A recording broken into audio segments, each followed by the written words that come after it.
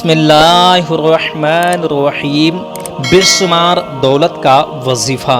जिस घर में इस नाम का वजीफ़ा होगा उस घर में दौलत बेशुमार आना शुरुआत हो जाएगी।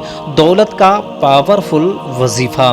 दोस्तों, आपके सामने आज हम एक शानदार बबरकत वाला वजीफ़ा पेश करने वाले हैं जो एक बार आपको ज़रूर कर लेना चाहिए। अगर आपके घर में तंगी है, मोहताजी है, या आपके मकानात में लोग बीमार रहते हैं, तरह तरह की बीमारी में मुब्तला रहते हैं और शिफा नहीं मिल पा रही है, ऐसी हालात में आपको ये वजीफ़ा एक बार ज़रूर करना चाहिए। अगर आपके मकानात में तंगी है, दौलत आती है लेकिन रुकने का नाम नहीं लेती है, ऐसी हालात में आप इस वजीफ़ा को एक बार ज़रूर कीजिए। आपके घर में रिज़्क़ बिल्कुल भी नहीं आता है, ऐसी हालात में रिज़्क़ बढ़ाने के लिए इस वजीफ़ा को भी एक बार ज़रूर कीजिए।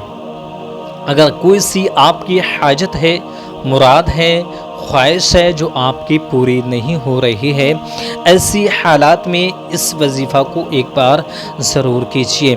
कहने का मतलब ये है, जो आपके सामने एक वजीफ़ा हम पेश करने वाले हैं, इस वजीफ़ा के बहुत सारे फ़वाइद हैं, यानी फ़ायदे हैं। आप इस अमल के ज़रिए से, वजीफ़े के ज़रिए से अपने तमाम फ़वाइद हासिल कर सकते हैं। अगर आपके मकानात में कोई शख्स बीमार रहता है या सब लोग बीमार रहते हैं और शिफा नहीं मिलती है, तो आप अपने मकानात में बैठ करके ख़ुद भी कर सकते हैं और किसी भाई या बहन को ये वजीफ़ा करवा भी सकते हैं। ये वजीफ़ा जैसे ही ख़त्म होगा, इंशाअल्लाह तबारक व तआला आपके मकान से बीमारी दूर होती चली जाएगी, आपको शिफा मिलती चली जाएगी। ऐसे ही अगर आप दौलत की नीयत से करेंगे कि दौलत में इजाफ़ा होना शुरुआत हो जाए, तो आप दौलत में बेशुमार बरकत पैदा करने के लिए भी ये वजीफ़ा की शुरुआत कर सकते हैं। जैसे ही आपका शुरू करेंगे अमल और इसका लास्ट जैसे ही होगा, वजीफ़ा ख़त्म जैसे ही होगा, वैसे ही आप ख़ुद ही देखेंगे कि हाँ, दौलत में बेशुमार बरकत होना शुरुआत हो चुकी है। लेकिन आप उसी घर में, उसी मकानात में कीजिए जिसमें आपकी ये प्रॉब्लम्स हैं, जिस मकानात में ये प्रॉब्लम का सामना करना पड़ रहा है, उसी मकान में ये वजीफ़ा आप कीजिए। अगर आपके दुकान में कोई प्रॉब्लम है, दुकान में ग्राहक नहीं आ रहे हैं या कारोबार में बरकत नहीं हो रही है, तो आप दुकान में भी बैठ करके इस अमल को, इस वजीफ़ा को बहुत ही आसानी से कर सकते हैं। एक बात दोस्तों मैं आपको और बताता चलूँ, इस वजीफ़ा के दौरान कुछ लोग ये डरते हैं, उनके अंदर ये खौफ रहता है कहीं ऐसा ना हो कि अमल और वजीफ़ा के दौरान कुछ उल्टा सीधा हो जाए, कोई परेशानी हो जाए, कोई जिन्नात, कोई खबीस आ जाए। दोस्तों, ऐसा हरगिज़ नहीं होगा। बस आपको अक़ीदा और इत्मीनान बना के रखना है। आपको ख़यालात गंदे गलत नहीं लाना है। जो भी आपकी ख्वाहिश, तमन्ना है, हाजतें हैं, वो जायज़ होना चाहिए, नाजायज़ हरगिज़ ना होना चाहिए। अगर आपकी दुआएं, हाजतें जायज़ हैं तो ऐसे हालात में आप ज़रूर कीजिए। कोई भी आपको प्रॉब्लम्स नहीं होने वाली है, कोई परेशानी आपको नहीं होने वाली है। मैं आपको इसलिए बता रहा हूँ कि ये वजीफ़ा मैंने ख़ुद ही आजमाइश करके देखा है, बहुत ज़्यादा इसकी बरकतें मुझे हासिल हुई हैं। तो आप भी एक बार इसकी बरकतें ज़रूर हासिल कीजिए। अगर आप ख़ुद ना करना चाहें तो अपनी फैमिली में, मकानात में किसी भाई या बहन को भी करवा सकते हैं। चलिए दोस्तों, शुरुआत कर रहे हैं। कैसे अमल किया जाएगा, क्या पढ़ा जाएगा, किस वक्त किया जाएगा, ये तमाम बातें आपके सामने हम शेयर कर रहे हैं।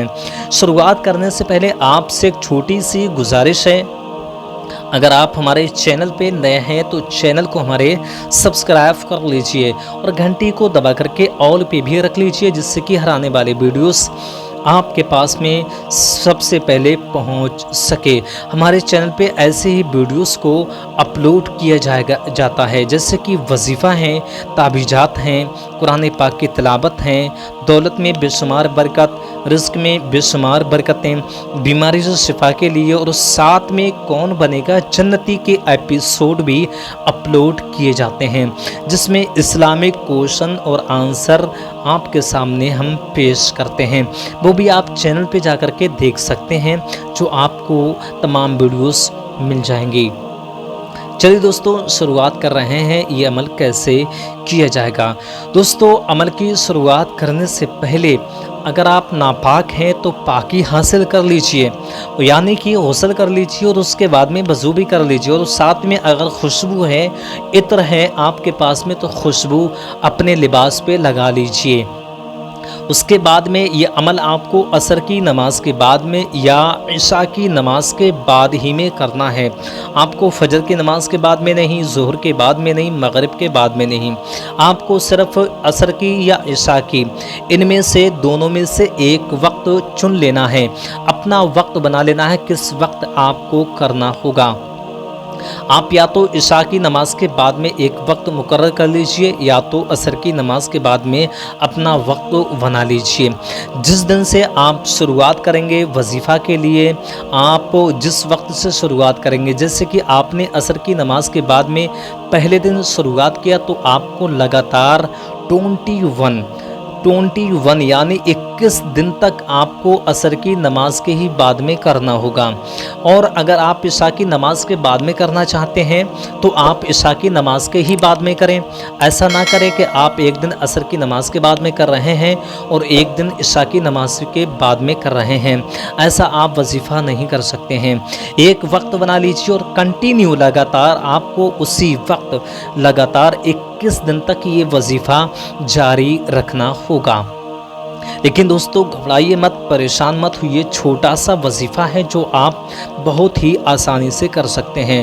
اگر آپ کام والے شخص ہیں، یعنی کام دھندے میں مصروف رہتے ہیں، تو ایسی حالات میں عشاء کے بعد میں تو آپ فری ہو جاتے ہوں گے، تو عشاء کی نماز کے بعد میں بیٹھ کر کے اطمینان سے آپ یہ عمل، یہ وظیفہ کر سکتے ہیں فری ہو کے۔ اور ایسا نہیں ہے کہ آپ کو آدھے گھنٹے 1 گھنٹے بیٹھ کر کے کرنا ہے، ایسا ہرگز نہیں۔ آپ کچھ ہی منٹ میں یہ وظیفہ کر سکتے ہیں، کیونکہ آپ کے سامنے ہم اللہ تبارک و تعالیٰ کے 3 نام، ببرکت والے، عظمت والے نام پیش کرنے والے ہیں۔ چلیے دوستو، آپ کے سامنے ہم پیش کریں۔ اطمینان سے آپ کو بیٹھ جانا ہے پاک صاف جگہ پہ اور وظیفہ کی شروعات کرنی ہے۔ شروعات یہ کرنا ہے، آپ کو اول میں شروعات میں 3 بار درود پاک پیش کرنی ہے، بیچ میں آپ کو 3 نام پڑھنا ہے۔ پڑھنا یہ ہے: بسم اللہ الرحمن الرحیم، القاسم الرزاق یا مغنی، القاسم الرزاق یا مغنی، القاسم الرزاق یا مغنی۔ یہ 3 نام آپ کو کنٹینیو 303 مرتبہ پڑھنا ہے۔ کتنی مرتبہ؟ 303 مرتبہ آپ کو یہ نام پڑھنا ہوگا۔ آخر میں پھر آپ کو 3 بار درود شریف پیش کرنی ہے۔ جو آپ اول میں پڑھیں گے وہی درود پاک آخر میں بھی پڑھ لیجئے۔ جو بھی آپ کو بہترین سے یاد ہو وہ پڑھ لیجئے، چاہے درود ابراہیم جو نماز میں پڑھتے ہیں، چاہے درود شفا، درود تاج، جو بھی آپ کو یاد ہو وہ درود پاک پڑھ سکتے ہیں، اس میں کوئی قید نہیں ہے۔ اس کے بعد میں یہ عمل آپ کا مکمل ہو جائے گا۔ جو بھی آپ کی خواہش ہے وہ خواہش پیش کیجئے، انشاءاللہ تبارک و تعالی 21 دن میں آپ کا کام ہو جائے گا۔